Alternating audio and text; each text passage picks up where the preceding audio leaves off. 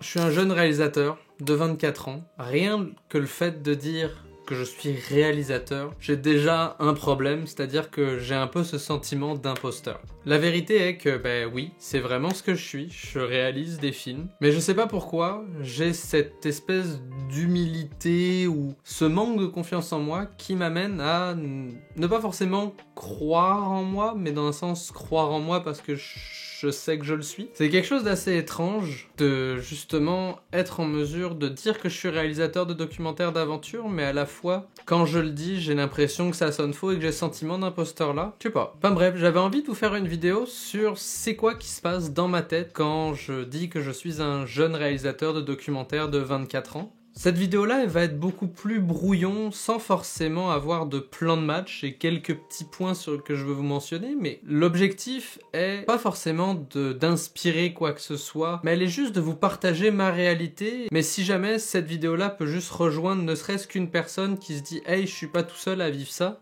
cette vidéo-là aura réussi sa mission. Enfin bref. Bienvenue dans cette vidéo. Aujourd'hui, on va parler de ma réalité en tant que jeune réalisateur de documentaires de 24 ans. Un petit peu dans la même veine que le syndrome de l'imposteur que je vis quand je dis que je suis réalisateur, j'ai peur de ne pas être suffisant. Pas suffisant dans le sens que, pour moi, j'idéalise beaucoup ce métier parce que c'est un petit peu le métier de mes rêves. J'ai beaucoup d'ambition dans la vie, j'ai envie d'avoir des films qui sont connus, pas forcément parce que c'est moi qui les ai faits, mais parce que l'histoire a marqué des gens. J'ai envie de vivre de cette passion-là. La vérité est que être réalisateur, c'est beaucoup d'appelés, très peu d'élus, et j'aimerais profondément faire partie des élus. Mais j'ai l'impression qu'au fond de moi, il n'y a pas de raison que je fasse partie des élus. Donc, pour me convaincre, je travaille énormément, je développe plein de projets, je travaille vraiment très très fort à essayer de réaliser ce rêve-là de devenir réalisateur, mais sans forcément me dire que c'est obligatoire que je l'ai cette réussite-là. Au fond de moi, je me dis que je vais tout donner pour pouvoir le devenir, mais malheureusement, il n'y a aucune garantie là-dedans, et je pense que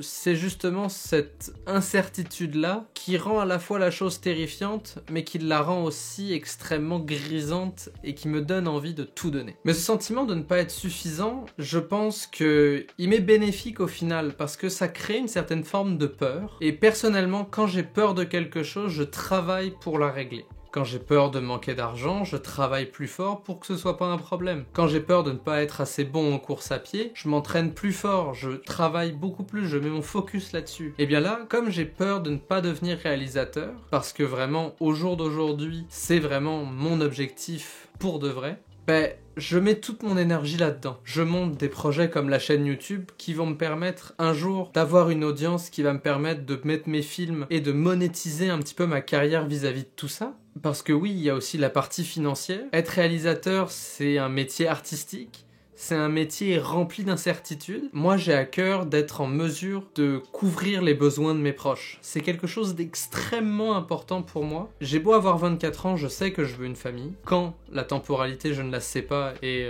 seul l'avenir me le dira. J'ai eu énormément de chance dans mon enfance, dans ma vie d'adolescent et de jeune adulte, d'avoir un contexte familial qui m'a permis de littéralement choisir la vie que je voulais. J'ai des parents extrêmement soutenants et qui m'encouragent dans n'importe quoi. Peu importe le choix de carrière, en autant que ça me rend heureux. Et ils m'ont offert les clés pour justement avoir la liberté du choix. Et ce choix-là, j'aimerais vraiment beaucoup le donner à mes enfants, mais pour ça, c'est encore une fois la peur de beaucoup d'appelés. Peu d'élus deviennent réalisateurs. Fatalement, comme il y a peu d'élus, c'est ceux qui mangent vraiment, c'est les élus. J'ai vraiment envie que mes enfants se disent « Hey, papa, il a choisi sa carrière. » Puis ça, je pense que c'est quand même assez fort. Puis c'est quelque chose qui est très important pour moi, et cette peur-là de ne pas être en mesure de fournir pour mes proches fait en sorte que je vais tout faire pour que ça arrive. Ouais, je vais vraiment tout faire. Un autre aspect, c'est que, et ça pour le coup c'est pas juste moi, mais je pense que c'est énormément de gens, je dois jongler avec toutes les sphères de ma vie. Pour vous expliquer ma situation, je travaille dans une boîte de production à raison de 35 heures semaine. J'ai déjà 35 heures de ma semaine qui sont parties. À côté de ça, j'ai mon entreprise Aiger Media où je fais des projets à droite à gauche, du corpo, des films documentaires et autres. Ça me prend énormément de temps. En plus de ça, j'ai YouTube qui me prend aussi beaucoup de temps, bien que maintenant avec la partie que j'ai déléguée, la partie post-production, ça m'aide énormément. Dans YouTube, j'inclus les vidéos que je produis pour cette chaîne-là, les vidéos longues et les shorts, mais aussi je compte les vidéos que je fournis pour la chaîne Wondershare Filmora France, qui sont à la fois une superbe école pour moi, mais aussi une très grosse charge de travail. Et dans un sens, heureusement que Yann, mon monteur, a embarqué dans l'aventure, parce que encore aujourd'hui, je me rends compte que c'était vraiment le meilleur move à faire. À la fois, c'est un petit peu déstabilisant pour moi de dire « Hey, je délègue une partie de mon travail liée à mon image », parce que veux pas, Thomas Doucet, littéralement, la chaîne YouTube s'appelle comme moi. Les vidéos que je produis pour Filmora, c'est ma face. Et de donner ça à quelqu'un d'autre, ça a été un gros processus pour moi, mais au final, c'était la meilleure chose que je pouvais faire. Mais dans tout ça, il y a ma vie sociale. Et il faut que je jongle avec tout ça dans 24 heures. C'est vraiment très compliqué, puis je me rends compte que là, mon focus est vraiment, jusqu'à mes 30 ans, il va être sur le travail. Très important pour moi parce que je veux qu'à l'aube de mes 30 ans, je sois en mesure de m'asseoir et de me dire ok, où est-ce que je m'en vais? Quel choix je décide de prendre? De décider exactement ce que je veux faire. Comment je veux mener ma vie. Parce que j'écoutais un podcast qui s'appelle Modern Wisdom. Je pense que la plupart des gens en connaissent, c'est un podcast extrêmement connu.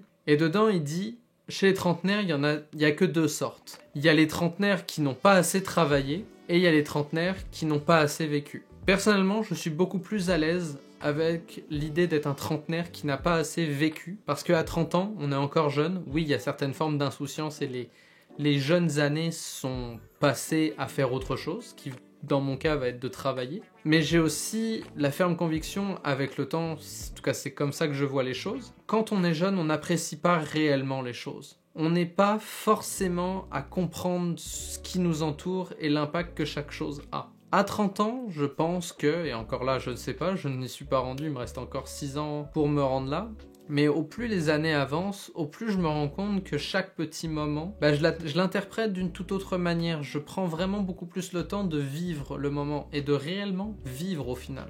Bien que pour l'instant mon focus soit vraiment sur le travail. Puis après, c'est drôle parce que il y en a qui vont entendre ça et qui vont se dire « Ah ouais, mais là tu manques tellement ta vie ». Ouais, mais faut pas oublier que quand je dis je travaille beaucoup dans mon domaine de passion. J'adore ce que je fais. Que ce soit du montage, que ce soit de la colo, de la réal, de faire des films, j'adore ça. J'ai jamais eu quelque chose d'aussi ardent en moi, qui m'a jamais autant allumé. Donc, de dire que je travaille beaucoup, j'ai un peu un autre sentiment de l'imposteur, parce qu'au final, ce que je fais, j'ai jamais l'impression de réellement travailler. Oui, il y a quelques contrats à droite à gauche qui sont plus pénibles que d'autres, mais la vérité est que je reste à travailler dans l'industrie qui me passionne. Et la production vidéo, c'est juste ça pour moi. Donc, à la fois, je travaille beaucoup, je le sais, mais à la fois, j'ai comme jamais l'impression de travailler. C'est une grande zone grise qui jusqu'à maintenant, j'ai pas eu grand monde qui l'ont compris, ou du moins qui ont pris le temps d'essayer de comprendre. Mais c'est quelque chose que moi personnellement j'adore. J'adore travailler beaucoup, j'adore monter des projets, j'adore avoir une vie active. Je pense que c'est quelque chose de très chouette, puis c'est ma manière aussi de vivre la vie. Libre à chacun de faire ce qu'il veut, puis c'est bien correct. Mais moi c'est comme ça que j'aime passer ma vie, à monter des projets, à faire tout. À essayer de justement tout vivre, tout faire le plus possible. Et c'est comme ça que j'arrive, et c'est peut-être une manière pour moi de me consoler, de me dire que je vais peut-être trouver finalement un équilibre entre ces deux types de trentenaires-là.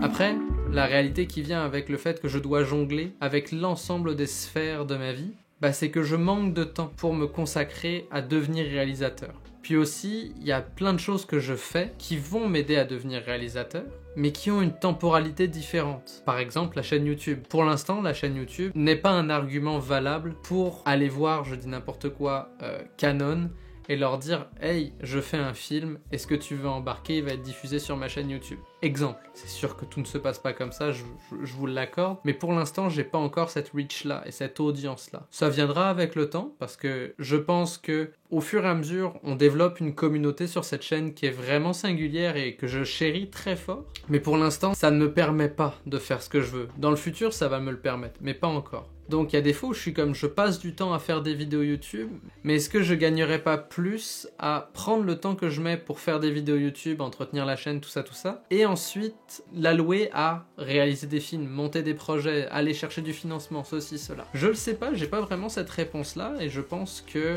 Il y a une partie de moi qui pense que oui, mais l'autre qui pense que non. C'est un thème assez récurrent, cette dualité chez moi, qui est liée au fait que, je vais être un éternel insatisfait, mais pas parce que je suis insatisfait de ma vie, parce que j'en veux toujours plus. Parce que je suis quelqu'un de très ambitieux, parce que j'ai très envie de vivre ma vie à fond, et que c'est ma manière pour moi de la vivre à fond. Je sais pas si c'est clair. C'est une vidéo un peu plus personnelle, mais je me dis que c'est important pour moi de vous le partager, et j'ose espérer que soit des gens vont pouvoir rebondir sur ce que j'ai dit, ou ne serait-ce que se dire qu'ils sont pas tout seuls à vivre ça. C'est vraiment la grosse motivation pour moi de cette vidéo. En attendant, je vous dis faites de bonnes vidéos, à la prochaine, ciao tout le monde.